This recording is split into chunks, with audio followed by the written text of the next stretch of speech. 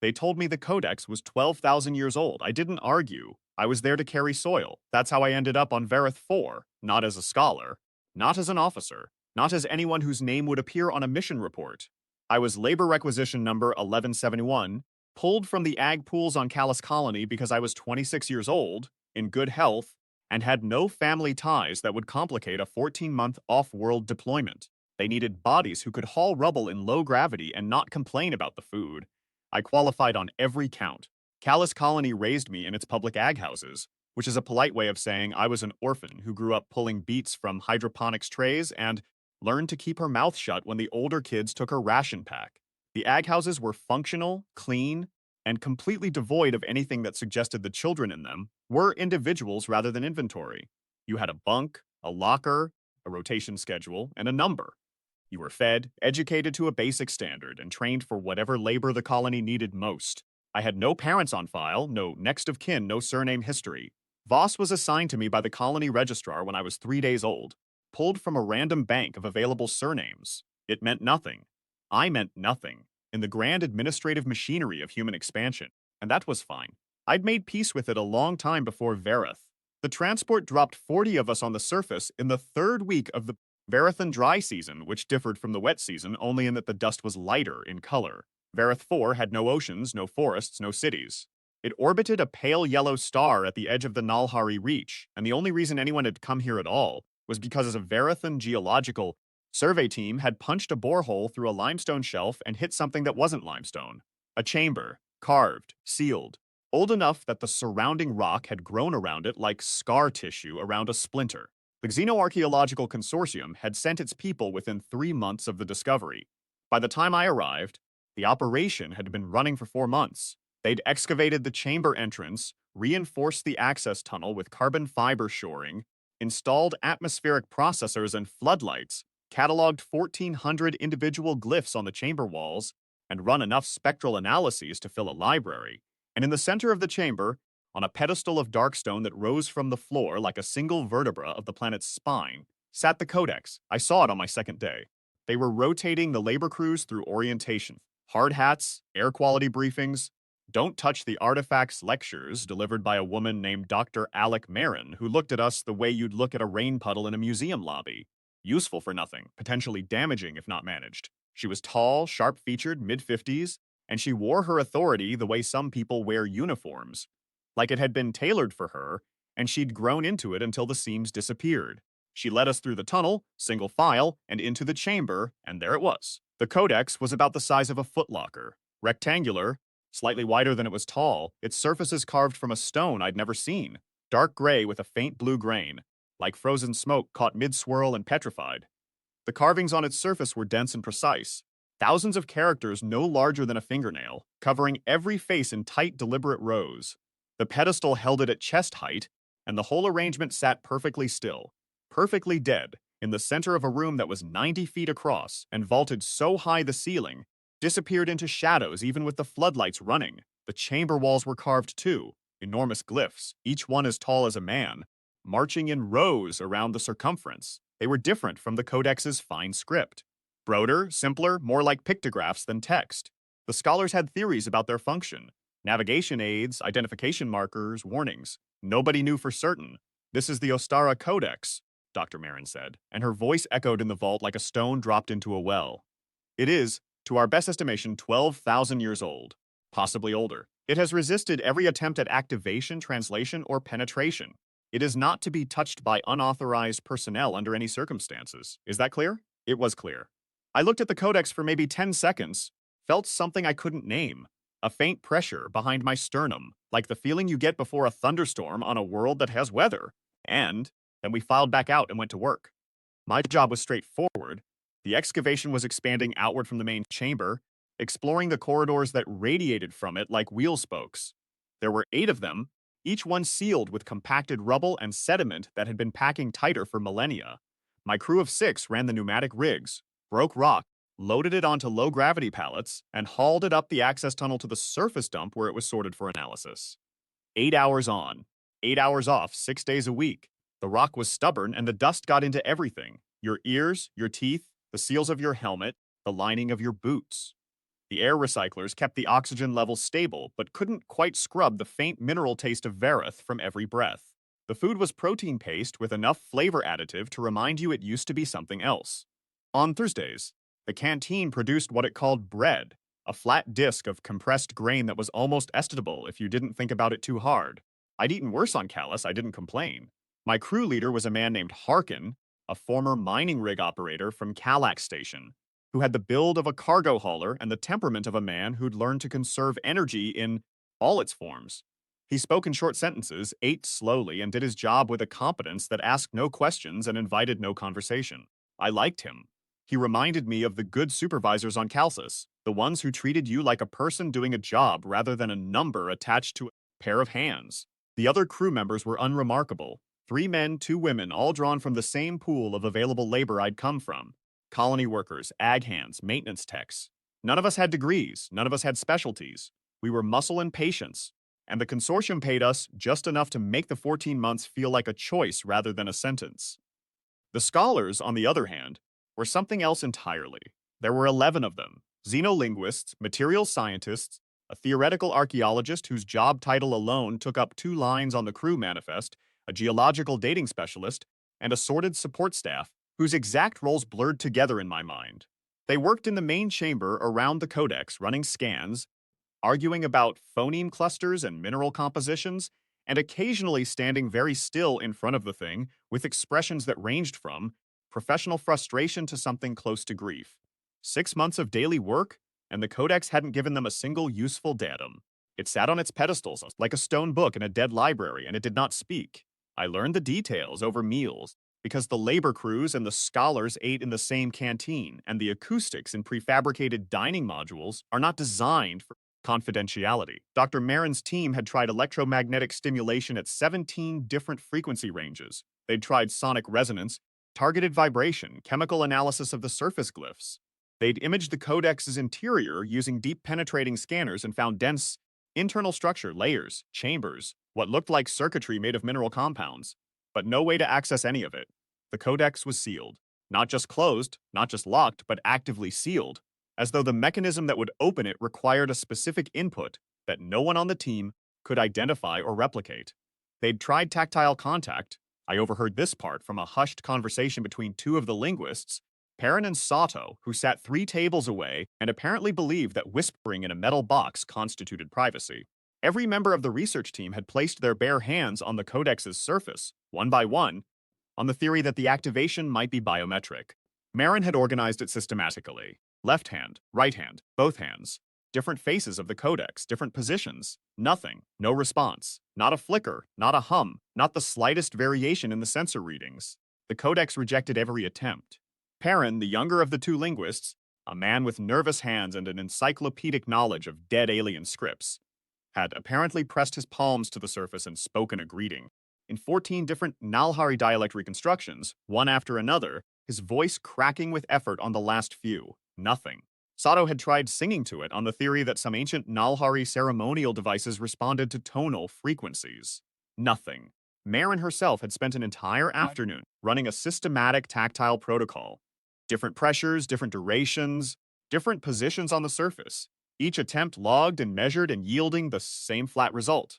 The materials scientist, a heavyset man named Bren, whose patience seemed genuinely infinite, had drilled a microscopic core sample from the pedestal base, not the codex. Itself, Marin had drawn that line and analyzed its composition for 3 weeks, producing a paper-length chemical profile that described a stone matrix unlike anything in the geological databases, and ended with the sentence, "Further analysis requires activation of the primary artifact, which remains unresponsive." The military had tried too, though this wasn't spoken about openly. I heard it from one of the soldiers on perimeter duty, a young woman named Haln, who talked when she was bored. Command had sent a specialist from the Weapons Research Division, a quiet hot man who arrived, spent 2 days with the Codex, tried things Haln wasn't cleared to describe, produced no results, and left without saying goodbye to anyone. Whatever he'd attempted, the Codex had ignored it with the same implacable indifference it showed to everything else. Dr. Marin described the Codex once in a briefing I wasn't supposed to hear but did, because the briefing room shared a wall with the tool storage bay, and the insulation was inadequate, as aggressively inert. I liked that phrase. It meant the thing wasn't just sitting there, it was refusing. Commander Torsa ran the military and logistical side of the operation. She was a compact woman in her late 40s with short gray hair, a scar on her left forearm that she never explained, and the kind of patience that comes from having been impatient once and learning the cost of it in a way you don't forget. She didn't care about the Codex except insofar as it justified the funding and the military escort. What she cared about was the corridor excavation. The consortium believed the radiating tunnels might lead to other chambers, other artifacts, perhaps something contextual that would help them understand the Codex and crack it open. So far, we'd opened 3 corridors. 2 were empty, just tunnels that terminated in blank stone walls after 40 meters, as though the builders had started and then changed their minds. The third held a wall of glyphs that matched nothing in the Codex's surface language, which sent the linguists into a week-long argument about dialectal variation that was still unresolved when I'd been on site for 6 weeks. 6 weeks? That's how long it took before I touched it. It wasn't intentional, and it wasn't dramatic. It was a Thursday. I remember because of the bread, and my shift had ended early. A rockfall in Corridor 4 had damaged one of the pneumatic rigs, shearing the pressure coupling clean off, and we'd been pulled back to the staging area while the engineers assessed the structural integrity of the ceiling. Harkin told us we had 3 hours free. My bunk held no appeal. The surface was hot and featureless, and I found myself walking down the access tunnel past the tool bays and the sensor stations, and the alcove where the military watch kept their gear, into the main chamber. It was empty. A scheduling overlap, Dr. Marin had called a full team meeting in the surface lab to review a new translation protocol, some software update that required everyone's input. The military watch had rotated to a skeleton crew, and the duty officer was at the tunnel entrance monitoring atmospheric readings on a tablet 60 feet away and around a bend in the corridor that meant he couldn't see the chamber proper. I walked in alone. The floodlights were on their standby setting, which meant the chamber was lit but softly. Pools of white light on the stone floor, the vaulted ceiling receding into blue-gray dimness above, and the codex on its pedestal in the center, catching the light on its carved surfaces like a thing made of frozen water. The huge wall glyphs caught the light differently, their broader strokes holding shadow in ways that made them look deeper than they were, as though each symbol was a window into a darker space behind the stone. I hadn't been in the chamber since orientation. The rules were clear. Labor crews work the corridors, scholars work the chamber, and never the two shall meet except when heavy equipment needed repositioning. But the chamber was empty, and I was curious, and I was nobody, and nobody notices nobody. I walked to the pedestal. Slowly. My boots were quiet on the stone. The Verathan limestone was dense enough that footsteps didn't echo the way they did in the tunnel. The codex grew larger as I approached, not because it was particularly big, but because the detail on its surface became visible in stages. From across the room, the carvings were texture. From 10 feet, they were patterns. From 3 feet, each one was distinct. A character, a symbol, a mark made with intention and precision by hands that had known exactly what they were doing. There was dust on the pedestal. Fine Verathan dust, the rust-colored powder that got into everything regardless of how well you sealed the tunnel or ran the air processors. It had settled on the base of the codex and along the pedestal's upper edge, filling the lowest channels of the carvings, dimming the stone's dark surface to a muddy orange. I don't know why I did it. Habit, maybe. Reflex. I'd spent my whole life cleaning things. Hydroponics trays on Nahlis, toolkits in the Ag House maintenance shop, deck plates in the colony's processing centers, the insides of harvest machines that accumulated grime the way old houses accumulate memories. When I saw dust on something that shouldn't have dust on it, my hands moved before my brain engaged. It wasn't a decision, it was muscle memory. I pulled the cuff of my sleeve over my palm, reached out, and wiped the dust from the pedestal's edge. My fingers brushed the codex. And the codex was warm, not hot, not glowing, just warm the way skin is warm, the way a living thing holds its own heat against the cold of the room around it. The stone under my fingertips felt like it had a pulse. Not literally, not a heartbeat, but a deep, slow, patient warmth that seemed to press up from inside the stone and into my hand, the way morning sun presses through a window into a room that has been dark all night. I pulled back. My heart was hammering. I looked at my hand. Nothing. No mark, no burn, no residue. I looked at the codex. Nothing visible. It sat exactly as it had, dark and carved and still, but the dust I'd wiped away had not resettled, and in the fine channels where I'd brushed it clear, the carvings looked different. I don't know how to say this any other way. The carvings looked like they were breathing, not moving, not glowing, just present. as though each character had been asleep under the dust and had opened its eyes the smallest fraction without fully waking. A change in depth, in clarity, in the way the light hit them. Subtle enough that I might have been imagining it, certain enough that I wasn't. I stood there for maybe 30 seconds, feeling the thunder in my chest and the fading warmth in my fingertips. And then I left. I walked back to the crew quarters, sat on my bunk, pressed my palm against the cool fabric of the mattress to chase the memory of warmth, and told no one. That night I dreamed in a language I didn't speak. Not words exactly, shapes. Sounds that had structure and weight and rhythm, but no translation I could reach. I stood in a room that wasn't the chamber. It was larger, brighter, open on one side to a sky the color of pale copper, and around me, figures I couldn't see clearly were speaking in those shaped sounds, and I understood the tone, if not the content. Agreement. Formality. The careful, deliberate cadence of people making a promise they intended to keep. The feeling was unmistakable even without the words. Something important was being sealed, something that mattered. I woke before dawn and lay in the dark, staring at the underside of the bunk above me, listening to Harkin's slow breathing 2 racks over, and I knew, with the certainty of a hand on a hot surface, that the dream had come from the codex. I lay there for a long time, turning it over. On Callus, I'd learned early that wanting things was a luxury the ag houses didn't stock. You learned to need only what was given. Your bunk, your ration, your shift assignment. You learn not to imagine yourself as someone with a story, because stories belong to people who had beginnings, and my beginning was a blank space on a form. I was functional. I was adequate. I was content in the way that a tool is content, used, maintained, stored. But the dream had a quality the ag houses had never provided and I'd never sought: significance. The figures in the copper sky room were doing something that mattered, and I had been there, not as a laborer, not as a bystander, as a witness to something I couldn't yet name, but could feel pressing against the inside of my chest like a second heartbeat. I went back the next day, and the day after, and the day after that.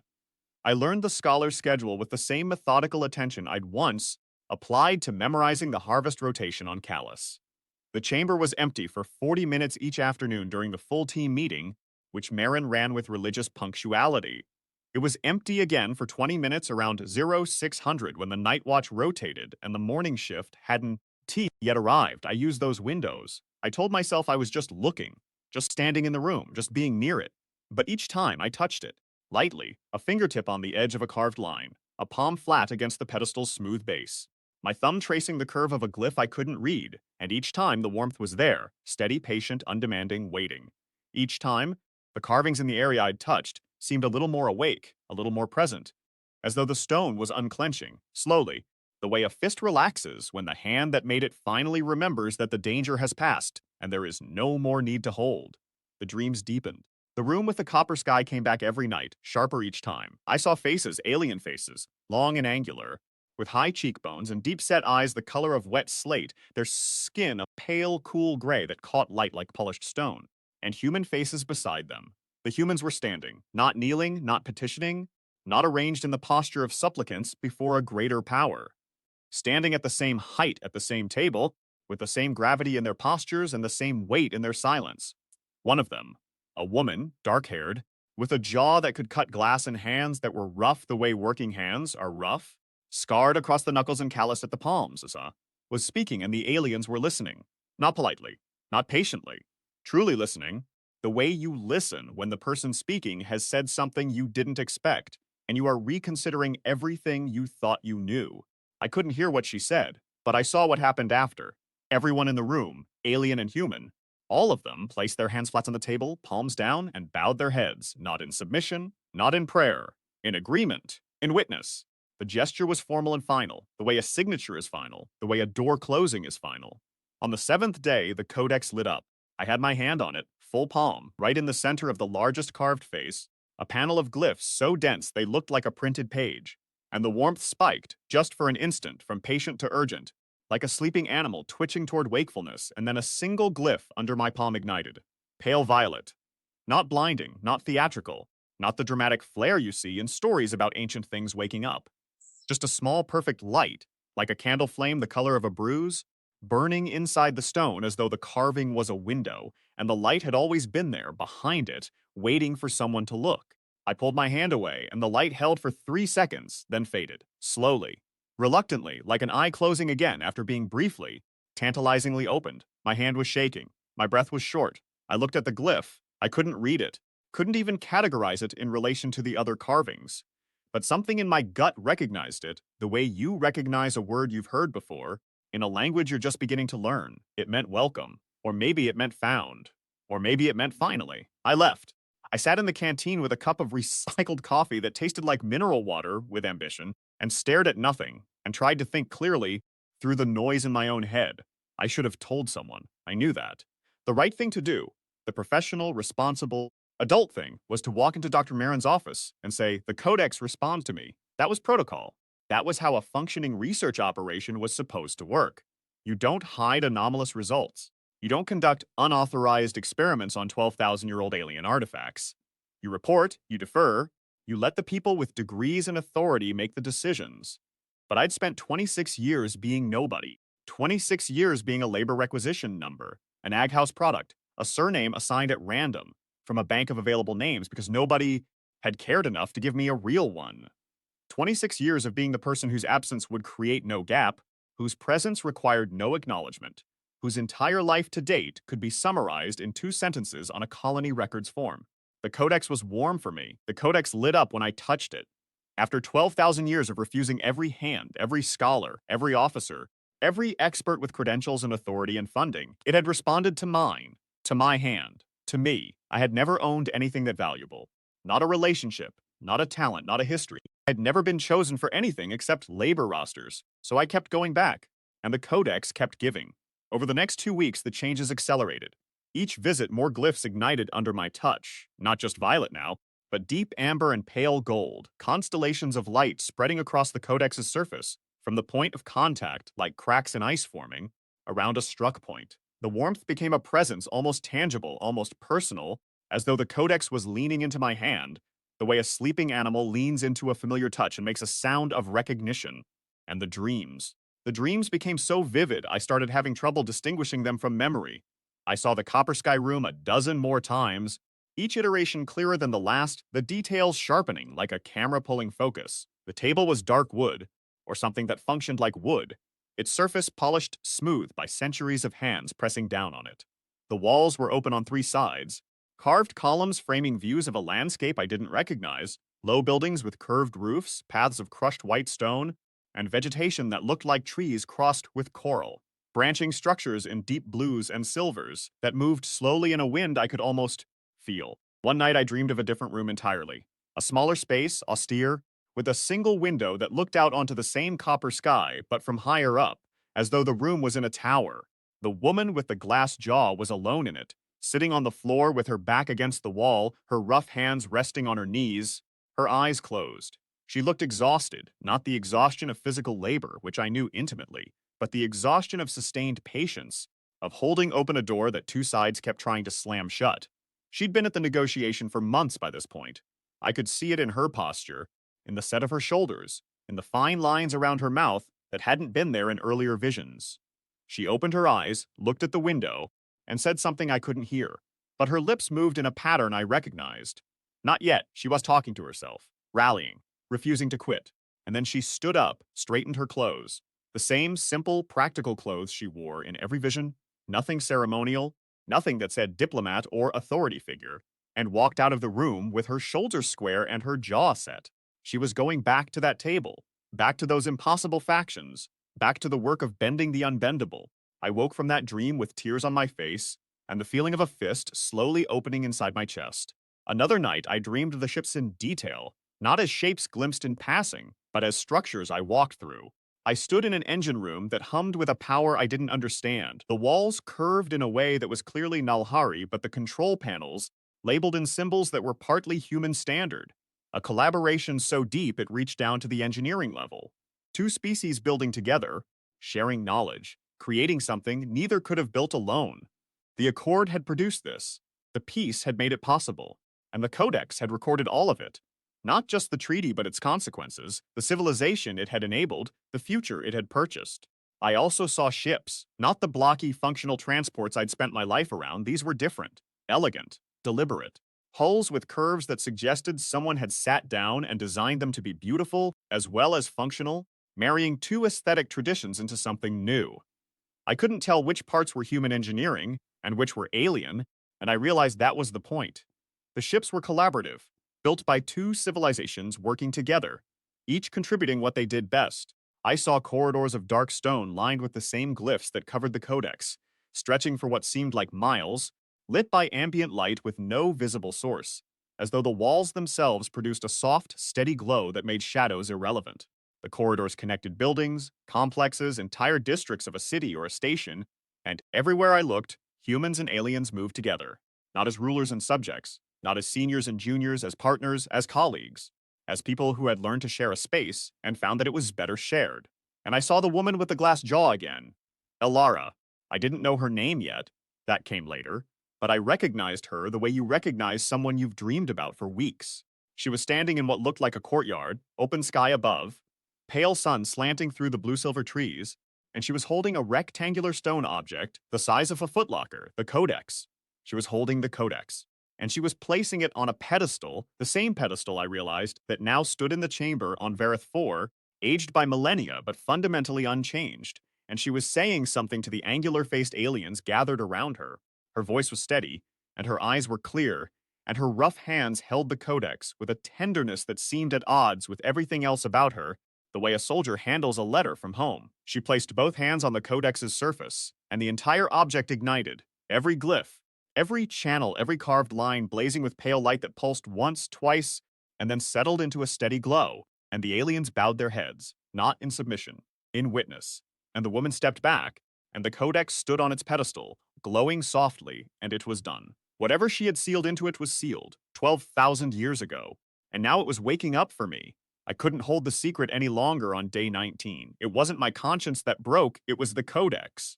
I came into the chamber during the afternoon window, placed my hand on the surface in what had become a ritual as natural as breathing, and the codex didn't just glow. It hummed, a low, resonant vibration that I felt in my teeth, in my sternum, in the bones of my wrist and forearm. The sound filled the chamber, bounced off the vaulted ceiling 80 feet above, and came back multiplied, layered, as though the chamber itself was an instrument designed to amplify exactly this frequency. The floodlights flickered.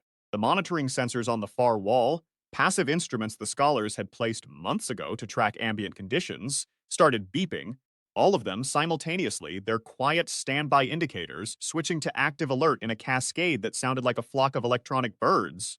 Startled from a wire, I stepped back. The codex dimmed, the hum faded, the sensors settled. But the duty officer at the tunnel entrance heard the beeping, and he came around the bend, and he saw me standing 3 feet from the pedestal with no authorization tag, no escort, no legitimate reason to be in the chamber, and a face that must have looked like guilt incarnate. His name was Corporal Den. He was young, earnest, and precisely the kind of by-the-book soldier who would have reported his own mother if she'd violated a restricted access protocol. He had me escorted to the surface, filed a report with Commander Torsa within the hour, and probably spent the rest of the evening feeling good about his adherence to procedure. I sat in the staging area for 90 minutes, on a metal bench, watching dust settle on an access tunnel and feeling the echo of the codex's hum still vibrating in my wrist bones like a tuning fork that had been struck and wouldn't quite stop. I thought about running. Not seriously, there was nowhere to go on Vareth 4, and even if there had been, I wasn't the running type. I'd never had anything worth running toward, and now I had the codex, and the codex wasn't something you could carry in your pocket and disappear with. But the impulse was there, brief and irrational, the animal instinct of someone who has been caught doing something she wasn't supposed to do, even if the something might turn out to be the most important thing that had happened on this planet in 12,000 years. What followed was the worst and best night of my life. Torsa came to the chamber personally. She brought Dr. Marin. They brought 4 soldiers, 2 sensor technicians, a portable high-resolution recording suite, and Dr. Fenn, the operations staff neurologist, a quiet man with thinning hair, and the kind of face that suggested he'd seen strange things before and had long since stopped being surprised by them. They sat me on a cargo crate by the wall, under the gaze of the enormous wall glyphs, and they asked me to explain what I was doing in the chamber. I told them all of it. The first touch on day 1, the warmth, the dust, the carvings waking up. The dreams, the copper sky, the angular faces, the woman with the rough hands, the glyphs igniting, the single violet light that had held for 3 seconds, the escalation over 2 weeks, more glyphs each time, more colors, the warmth deepening from patient to personal, the hum. I kept my voice flat and my eyes on my hands, and I waited for them to arrest me or sedate me or send me back to Callus on the next transport with a disciplinary flag that would follow me for the rest of my career in the ag pools. I waited for Dr. Marin's contempt, which I had earned. I waited for Torsa's anger, which I deserved, Doctor. Marin's face went through about 7 distinct stages during my account. Anger was first, tight jaw, narrowed eyes, the expression of a woman whose restricted access protocols had been violated by a laborer with dusty boots. Then skepticism, brief and sharp. Then confusion. Then a slow, deepening focus that pushed everything else off her face. Then what I can only describe as professional vertigo. The expression of someone whose entire framework of understanding has just been picked up and turned 90 degrees, and the landscape looks completely different from the new angle. Show me, she said. I walked to the codex. I put my hand on it, and the codex lit up like a city seen from orbit. Every glyph, every channel, hundreds of them, blazing violet and gold and amber. The light cascaded outward from my palm in concentric waves, each wave igniting a new ring of carvings, the glow intensifying as it spread until the entire surface of the codex was alive with light. The hum rose from the stone and filled the chamber, not loud but deep, a frequency you felt in your bones rather than heard with your ears, and the air itself seemed to thicken with it, to become denser, as though the sound was adding weight to the atmosphere. No one spoke. The sensor technicians stared at their instruments with expressions that suggested the readings were outside any parameters they'd been trained for. The soldiers shifted on their feet, hands hovering near sidearms that would have been useless against a glowing stone, but provided psychological comfort. Dr. Fenn watched his neural monitor, and then watched me, and then watched the codex, and then went back to the monitor, cycling through disbelief and acceptance in rapid alternation.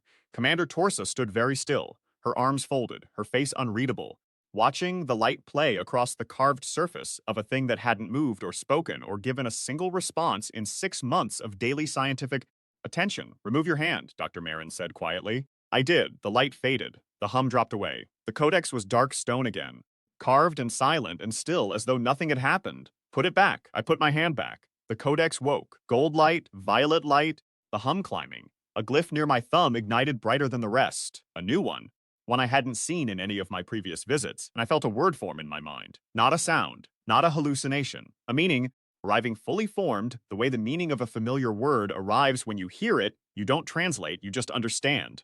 Patient. It meant patient. My God, said Dr. Marin. Commander Torsa said, everyone out except Marin, Voss, and me. Seal the tunnel. Nobody enters without my direct authorization. Go. They went. The chamber emptied in 30 seconds. And I stood there with my hand on the codex and its light climbing my arm, and Torsa looked at me with an expression I hadn't seen from her before, not a commander evaluating a situation, but a person recognizing another person. And she said my name, Voss. She said it like it meant something. And for the first time in my life, standing in that chamber with ancient light on my skin, I thought maybe it did. They spent 3 days studying the interaction before they let me touch the codex again. Dr. Marin ran every scan her equipment could produce. She mapped the glyph ignition patterns from the session recordings, frame by frame, and found that the activation followed a precise sequence, not random, not radiating uniformly, but tracing a path through the carvings that corresponded to what she tentatively identified as a structural hierarchy in the codex's text. The glyphs that lit first were markers, headers. The ones that followed were content. The codex wasn't just waking up, it was indexing. She ran spectral analysis on the light output and found 2 things that made her sit down and stare at the wall for 20 minutes. First, the light was not reflected or emitted by the stone surface. It was generated internally by a mechanism buried deep inside the codex that drew power from a source her instruments couldn't detect. The codex had its own energy supply, 12,000 years old and still functional. Second, the spectrum of the light shifted depending on which glyphs were active. Violet for one set, gold for another, amber for a third. Color-coded. Organized, intentional. Dr. Fenn put me in the medical bay for 6 hours. He measured my brain activity with every instrument available, EEG, fMRI, neural pathway mapping, while I sat in a chair and described the dreams in exhaustive detail.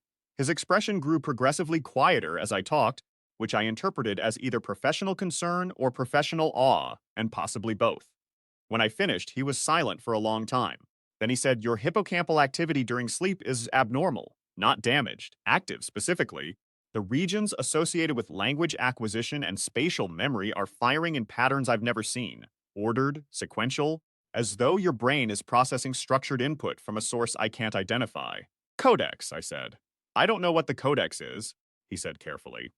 But your brain is behaving as though it's in conversation with something. Commander Torsa locked the operation down tight. The labor crews were told there'd been a structural concern in the main chamber, and all excavation was paused pending assessment. The scholars were told a new analytical protocol was being developed, and chamber access would be restricted. Only 5 people knew what was actually happening. Torsa Maren Fenn, the senior sensor technician Kale, a woman in her 40s who barely spoke, kept her gray hair in a tight braid, and whose instruments had never once returned a questionable reading, and me. On the evening of the third day, Dr. Marin came to my quarters. She sat on the edge of my bunk, which was the only seating available in a space designed for sleep and nothing else, and she looked at me with an expression I hadn't seen from her before. Not dismissal, not the condescending patience she used with the labor crews. Something closer to respect, sharp and new, edged with something she was working hard to keep under control. The Codex is not an artifact, she said. Not in the sense we use that word. It's a device, an active device, powered by an internal energy source we cannot detect or explain, sealed by a mechanism we cannot replicate or circumvent, and it has been in standby mode for approximately 12,000 years. The glyphs on its surface are not decorative. They're not text in the way we understand text. They're functional, some kind of interface layer, a membrane between the Codex's internal systems and the outside world. And when you touch it, Voss, when your hand makes contact with that surface, it begins running. Not like a machine starting a program, like a mind waking up. The word mind sat in the air between us like a dropped glass. Why me? I asked. She shook her head. That's what I came to ask you. I've reviewed your colony records. No family history, no lineage data. Your surname was randomly assigned. Your biological parentage is listed as unknown. Is there anything at all you haven't told us? Anything about your parents, your birth, any unusual medical history, any genetic marker that showed up in a routine scan? I grew up in an ag house on Callus, I said. I was found at the intake center when I was 2 days old. No note, no name, no records, no biological parent ever identified. That's everything I know about myself. The Codex disagrees, she said. On day 4, they let me back into the chamber. Full instrumentation this time. Recording arrays on every wall, doctor. Fenn monitoring my vitals from a portable station near the tunnel entrance. Kale's sensor suite calibrated to a precision that made the original setup look like children's toys. Commander Torsa stood 20 feet from the pedestals, arms folded, watching. Marin stood beside me. When you're ready, she said. I put my hand on the Codex. The response was immediate and total, not a gradual awakening this time. A flood. Every glyph on the visible surface ignited at once, gold and violet, and a deep, vivid amber that pulsed in a slow, steady rhythm like a heartbeat. The hum rose, deeper than before, a frequency I felt in my chest and the base of my skull more than heard with my ears. The stone under my palm was warm, then hot, then something beyond temperature, a sensation like being recognized, like walking into a room and having every pair of eyes turned to you, not with hostility or surprise, but with the calm, certain, unhurried knowledge that you were supposed to be there and they had been waiting. The dreams came while I was awake. I saw the copper sky room again, but this time I was in it, not observing from the outside, standing on the floor, feeling the smooth stone under my boots, feeling the wind from the open courtyard on my face. The angular-faced aliens were there, 7 of them, arranged in a precise half circle on one side of the dark table, their deep slate eyes steady and grave, their postures formal in a way that communicated both authority and vulnerability. And across from them, 7 humans, 6 men, 1 woman. The woman stood at the center. She held a document. Not paper, not a digital screen, but a sheet of something luminous, rigid but thin, covered in glyphs I could almost read. The characters swam at the edge of comprehension, half familiar, like a word on the tip of your tongue that you can feel the shape of, but can't quite speak. She spoke, and this time, for the first time, I heard her. This is the accord, she said. Her voice was low and clear, roughened slightly by something, fatigue, or emotion held in check, or simply the natural grain of a voice that had spent 7 months talking in. Rooms where the stakes were measured in civilizations. It binds your world and ours. It binds those who come after us, and those who come after them, until the terms are fulfilled or broken. The Codex will hold the witness, the terms, the negotiations, the promises, the proof, and it will open only for the blood of those who stood in this room today. If the accord is broken, the Codex will know. If the accord is honored, the Codex will remember. This is how we make a promise that outlives us. The aliens bowed their heads. The humans bowed theirs. The woman placed the luminous document on the Codex's surface, and the glyphs absorbed it, drank it in, the way parched stone drinks water. the light of the document flowing into the channels of the carvings and settling there. Then she placed both hands on the codex, palms flat, fingers spread, and I felt it. Felt what she felt, not as memory but as experience. The codex reading her, scanning her, taking the measure not just of her identity but of her blood, her lineage, the specific molecular signature encoded in her cells that would serve as its key for every year it existed. She was sealing it, keying it to her bloodline. Only her descendants would be able to open it again. Her name was Alara Voss. The vision broke. I was in the chamber on Vareth 4, my hand on the codex, tears running down my face in 2 lines I couldn't stop and didn't try to. The hum had settled into a low, steady tone, almost musical, like a single note held by a choir that had been singing for 12,000 years and was only now being heard by the ear it was meant for. Voss. Commander Torsa's voice was careful. What did you see? I told them. Every detail. Marin sat down on the chamber floor, on the actual floor, cross-legged, her pristine field suit in the dust, which I suspect she had never done in her professional life. Kale's instruments were printing data she would spend weeks decoding. Doctor.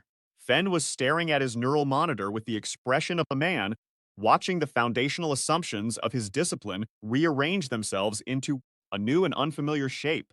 Alara Voss, Marin said. That name is not in any database I can access. It wouldn't be, I said. I didn't know how I knew this, but I knew it the way I knew the warmth of the codex. From inside, from the deep place where the dreams lived and the meanings arrived without translation. The first accord was signed before the colonial expansion period, before the Nulhari Reach was mapped, before any of the databases we use now existed. The records from that era were lost in the migration wars, or degraded beyond recovery, or simply never digitized. It was 12,000 years ago. The Nulhari went silent 9,000 years ago, Marin said. Their civilization contracted. There's no surviving record of any diplomatic contact between humanity and the Nulhari that predates the 4th millennium surveys. The codex is the record, I said. Silence. The chamber held it the way a cathedral holds silence, not empty but full, weighted, shaped by the space and the age of the stone and the presence of something that had outlasted everything else in the room by a factor of thousands. What else is in it? Torsa asked. I don't know, I said. It hasn't finished. They gave me daily access after that. 1 hour per session, fully monitored, Marin and Torsa President Fen, watching my neural activity do things that textbooks said it couldn't do. Each session, the codex gave me more. It was methodical about it. Patient in a way that only something 12,000 years old can be patient. Each time I placed my hand on the surface, a new section of glyphs ignited, and with the light came a new fragment of the story. Not dumped in bulk, not overwhelming, but delivered in portions my mind could absorb. The codex seemed to understand that a human brain has limits, that you can only take in so much history in a single sitting before the weight of it starts pressing the air from your lungs. I learned that the first accord had been the most important document in galactic history, and that almost no one alive knew it existed. The codex delivered the story in layers, each session building on the last. The first layer was context, the political geography of the Nulhari Reach 12 millennia ago, a map of powers and alliances so complex it made modern interstellar politics look like a children's game. The second layer was the crisis itself, rendered not in abstract terms but in specific human-scale details that the codex seemed to understand I would process better than statistics. A marketplace destroyed. A transport ship carrying families fired upon. Children who would grow up on a different world than the one their parents had planned. Because the route home passed through contested space, and the factions had stopped honoring safe passage agreements. The third layer was humanity's entry into the picture. Small, unimpressive, almost accidental, the way the most consequential moments in history often are. 12,000 years ago, the Nulhari Empire, vast, ancient, technologically advanced, beyond anything humanity had encountered before or since, had been tearing itself apart. A civil war, building for centuries, had reached the point where 3-star systems and billions of lives hung in the balance. The Nulhari were a proud species, formal and hierarchical, and their internal factions had calcified over generations of disagreement into positions so rigid that compromise was literally inconceivable to them. Their language didn't have a word for it. Their culture didn't have a mechanism for it. They could not bend. They had never needed to, and now that they did, they found themselves frozen, locked into trajectories that led nowhere but destruction. Humanity, at that point, was new to interstellar travel. A small, adaptive, unremarkable species operating out of a handful of colony worlds at the trailing edge of Nulhari space. No great fleet, no ancient culture, no claim to significance by any standard the Nulhari recognized. Humans were the newcomers, The small fish, the species that older civilizations mentioned in footnotes if they mentioned them at all. But a Nalhari faction leader, desperate, cornered, willing to try the unthinkable because all the thinkable options led to annihilation, had reached out to the humans, not for military aid. Humans had nothing to offer on that front, for mediation, because the Nalhari had observed something about humans that they found baffling and, in their extremity, potentially useful. Humans could bend. Humans bent all the time. They compromised, negotiated, split differences, found the narrow path between two impossible positions, and walked it with a confidence that struck every other species in the reach as either foolish or miraculous. Alara Voss was a colonial administrator from a farming world called Tessera, not a diplomat, not a politician, not a trained negotiator. A woman who had spent her career managing water rights disputes between settlements that couldn't agree on which direction a river flowed and whose irrigation channels had priority. She had never left her home system before the Nalhari contacted her. She had never met an alien. She had never been in a room where the stakes were higher than crop allocations and seasonal water rights, and yet the Nalhari had chosen her specifically because they had studied human mediation practices and found that the most effective human negotiators were not the ones with the grandest titles, but the ones who had spent years in the small, unglamorous trenches of everyday dispute resolution, learning the rhythms of stubbornness and concession that made compromise possible. She was, by every metric the Nalhari used to evaluate significance, nobody. She walked into a room full of faction leaders who had been killing each other's citizens for 200 years, and over the course of 7 months, she brokered a peace that lasted 9 millennia. The Codex showed me how she did it. Not through brilliance, not through some genius stroke of rhetoric that reframed the conflict in a way no one had considered. Through stubbornness. Through the particular, infuriating, magnificent human capacity to sit in a room full of people who are wrong, or who believe they're right, or who have been wrong for so long that being wrong has become their identity, and keep talking until something shifts. She listened. She asked questions that sounded naive, and turned out to be the only questions that mattered. Questions so simple they cut through centuries of accumulated rhetorical complexity like a knife through paper. She proposed solutions that both sides called unacceptable, and then she sat there, calmly, quietly, her rough hands folded on the table while they yelled at her, while they called her ignorant and provincial, while they explained to her in great detail why the situation was far too complex for someone of her background to understand. And when they were finished yelling, she waited a beat, and then she asked, "All right, what would you accept?" And she did it again, and again, for 7 months. The Codex's record was meticulous. It had captured not just the broad arc of the negotiation, but the specific moments when the balance tipped. There was a day. The Codex marked it precisely, though I couldn't translate the dating system, when the eldest Nalhari faction leader, a being named Terethval, whose hatred of the opposing faction was so deep it had become a defining feature of his identity, stood up from the table and said he was leaving. The negotiations were over. There would be war. Alara Voss did not argue. She did not plead. She did not invoke consequences or moral principles. She said, "Before you go, will you tell me one thing? Not about the dispute, about your home. What does it look like in the morning?" Terethval stopped. The question was so unexpected, so completely outside the framework of the negotiation, that it broke through his anger like a stone through ice. He stood there for a long moment, and then he sat down, and he described his home, the light through the windows, the sound of his children, the garden where a particular plant bloomed each year in a color he had no word for in any trade language. And Alara listened. And when he finished, she said, "That's what we're trying to save." He didn't leave. The negotiation continued. And 3 weeks later, the first real concession was made, not by Terethval, but by the opposing faction leader, who had been listening to Terethval's description of his home and had realized, perhaps for the first time, that the enemy had one. That was what Alara Voss brought to the table, not strategy, not leverage, the simple human insistence that the people on the other side of an argument are people, and that if you can make them see each other clearly, even for a moment, the argument changes shape. The news reached Consortium Command on day 23. Torset held it as long as she could. She was protective of the operation, protective of me in a quiet, firm way that I think came from her military training, but was rooted in something more personal. She understood what would happen when people with institutional authority learned what we had.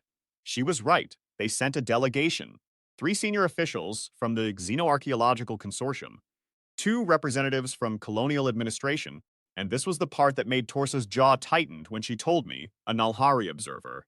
The Nalhari were not what they had been 12,000 years ago.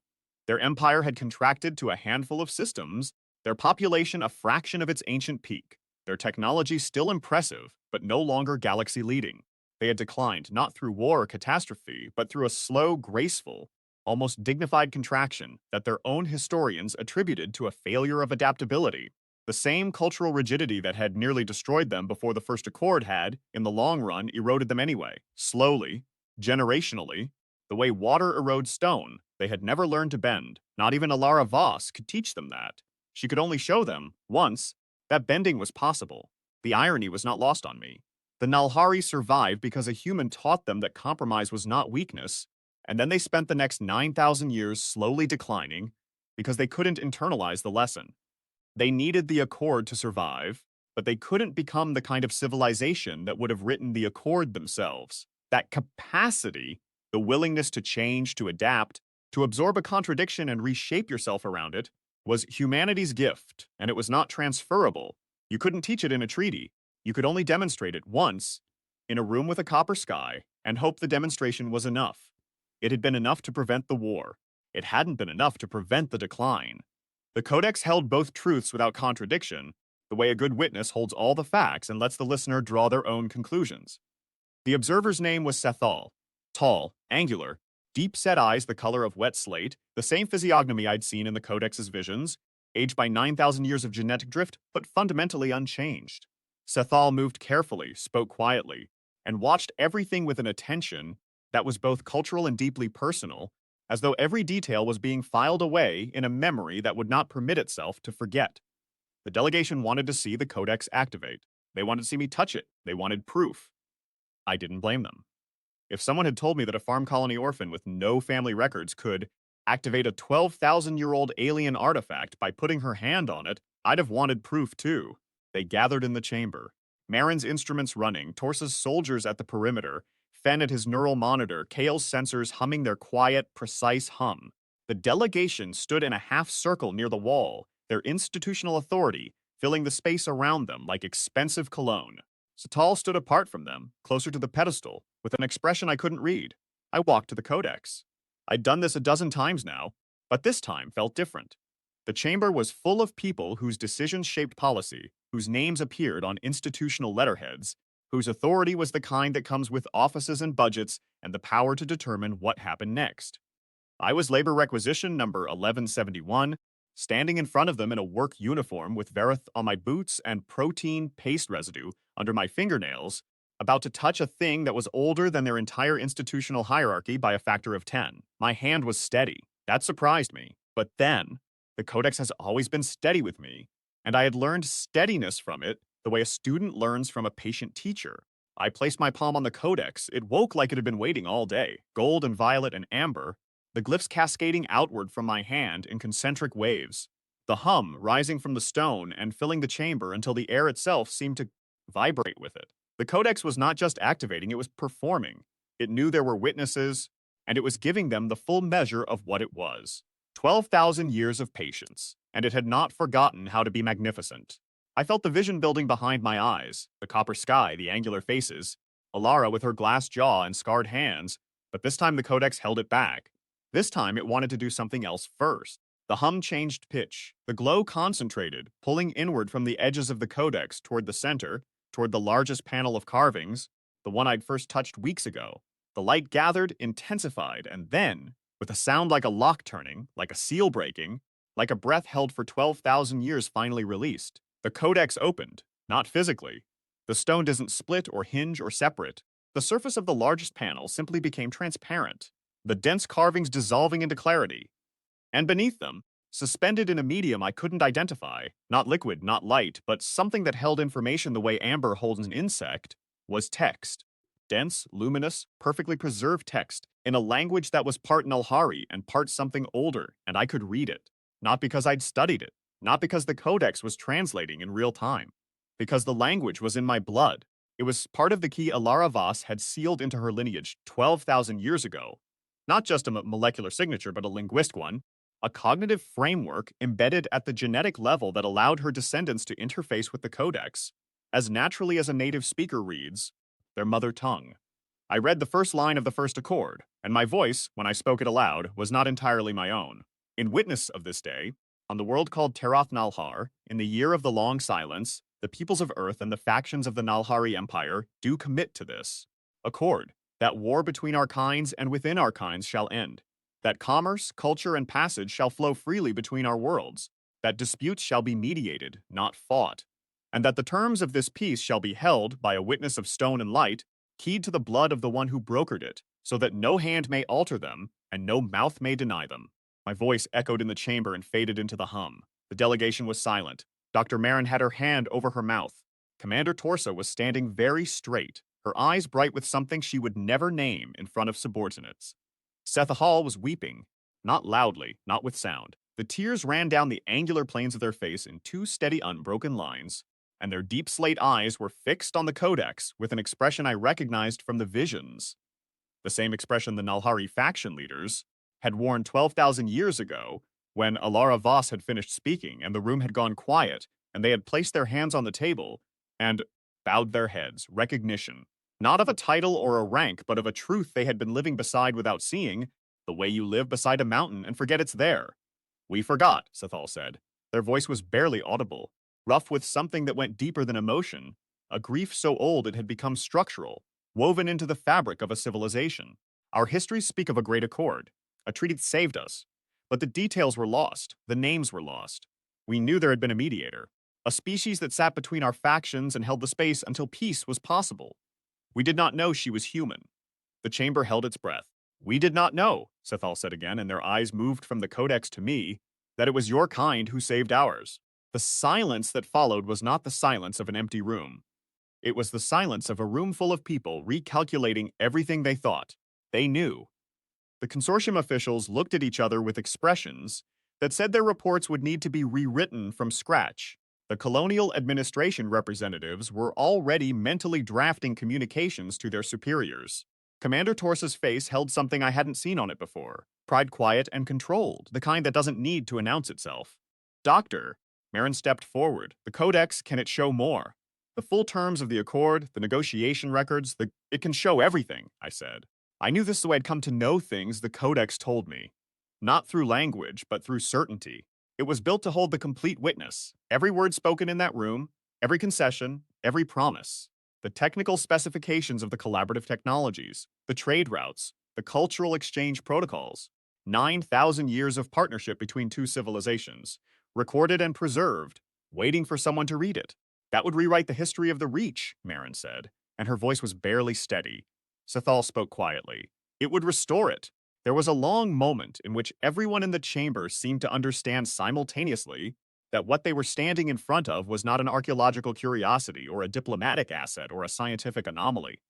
It was a library, a 12,000-year-old library containing the foundational record of interstellar civilization built by a species that had understood, perhaps better than any species before or since, that memories are fragile, that empires forget, and that the only way to make a truth outlast the people who lived it is to carve it into stone and trust the stone to find its voice again. I didn't know what to say to any of that. I was 26 years old, and I'd spent my life pulling beets and hauling rock. The appropriate response to a member of an ancient civilization telling you that your species had saved theirs was so far beyond anything my experience had equipped me for that I did the only thing I could. I stood there, and I let the weight of it settle. The aftermath unfolded the way institutional aftermaths always do, in meetings and memos and careful, calibrated language that turned the miraculous into the procedural. The consortium officials discussed jurisdiction. Colonial administration drafted preliminary diplomatic frameworks. Everyone used words like implications and protocols and next steps. Satal sought me out that evening, in the canteen. The delegation was eating in a separate facility on the surface, but Sathal had asked Commander Torsa for permission to eat with the dig crew. Torsa had granted it without hesitation. They sat across from me, their long angular frame folded carefully into a chair built for human proportions, and for a long time they said nothing. They simply sat, and I sat, and the canteen hummed around us, with the sounds of 40 people eating mediocre food and talking about ordinary things. You are Alara's blood, they said finally. That's what the Codex says. The Codex does not say things, it knows them. I took a breath. Then yes. Sithal reached across the table and placed their hand, palm up, on the surface between us. I recognized the gesture from the visions, an offering, a bridge, the Nulhari equivalent of an extended hand. I placed my hand on theirs. Their skin was cool and dry, finely textured, and their long fingers closed around mine with a gentleness that contradicted everything about their size and their angular severity. My people have a word, they said, for someone who is owed a debt so great that the word for the debt and the word for the person become the same thing. The debt is not transactional, it is existential. Without this person, we would not be here. There is no adequate translation in your language. The closest meaning is the one without whom. I didn't do anything, I said. She did, Alara. 12,000 years ago, and you are here? Sithal said, 12,000 years later. The Codex waited for you. It did not wait for a scholar with credentials. It did not wait for a general with authority. It did not wait for a politician with a mandate. It waited for her blood, because the promise was made in blood, and the witness was sealed in blood, and the only voice it would trust to speak the Accord's truth was the voice that carried her in its cells. They released my hand. They bowed their head, not deep, not formal, just a slight inclination that carried the weight of a civilization's memory and a civilization's gratitude in a single, quiet motion. We will not forget again, they said. They sat with me for another hour. We didn't speak much. Sithal asked about Callus Colony, what it was like to grow up there, what the ag houses were, what I'd done before the dig. I told them. It felt strange, describing hydroponics trays and beet harvests to a being whose ancestors had commanded an empire that spanned star systems. But Sithal listened with the same gravity they brought to everything, as though the details of my small life were as worthy of attention as the contents of the Codex. She would have been like you, Sithal said near the end, Alara. The Codex shows her as extraordinary, but I think she would have told you she was ordinary, a woman from a farming world who did her job. She was extraordinary, I said, yes, but not because she was different from other humans. Because she was the most human. The quality that saved us, the ability to sit in a broken room and keep talking, that is not a rare gift among your kind. It is your common inheritance. She simply carried it into a room where it had never been carried before. I thought about that for a long time after Sithal left. The most human, not the best, not the brightest, not the most qualified, the most human. It was the kindest thing anyone had ever said about my species, and it had come from a member of a civilization that owed its survival to ours. The next morning, I went back to the Codex alone. Torsa had granted me unrestricted access. The soldiers at the tunnel entrance nodded as I passed. The chamber was empty, the floodlights at full, the Codex on its pedestal catching the light the way it always did, dense and carved and old. I stood in front of it and I thought about Alara Voss, a colonial administrator from a farming world. Not a diplomat, not a prodigy, not someone history would have noticed if she hadn't walked into that room and refused to leave it until the killing stopped. She'd had rough hands. I'd seen them in every vision, scarred and calloused, the hands of a woman who had worked with soil and machinery before she'd worked with treaties. She'd walked into a room full of beings who were older, stronger, more technologically advanced, and more culturally sophisticated than humanity in every measurable way. And she'd sat down at their table, and she'd said the simplest, most human thing imaginable, tell me what you need. And they'd told her, and she'd listened, and she'd found the narrow path between two positions that the Nulhari themselves could not see, because finding paths was what humans did, not because they were smarter, not because they were wiser, but because they were built to bend, to absorb contradiction, to hold two incompatible truths in their hands and keep working until they found the third truth that reconciled them.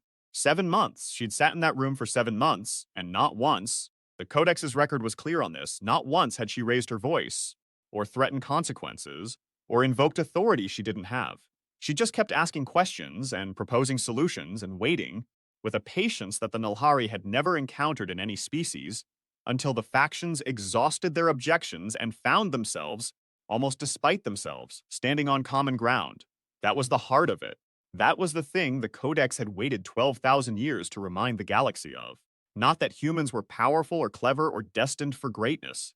That humans could sit in the gap between two immovable forces and build a bridge. That the same species that pulled beets from hydroponic trays and managed water rights on farming colonies could also walk into the center of a civilizational crisis and say, with absolute sincerity and absolute stubbornness, I'm not leaving until we figure this out.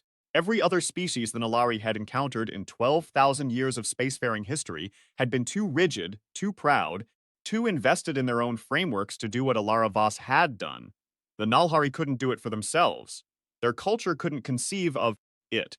The other civilizations in the Reach had their own calcifications, their own immovable positions, their own inability to hold two contradictory truths in their hands and keep working until they found the third truth that reconciled them.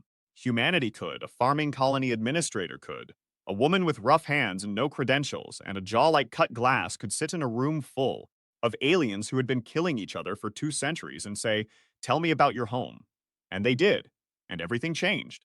The Codex had preserved that lessons not as a monument to one woman, but as a message to every generation that came after her. Alara had known the Nalhari would forget. She had known her own species would forget.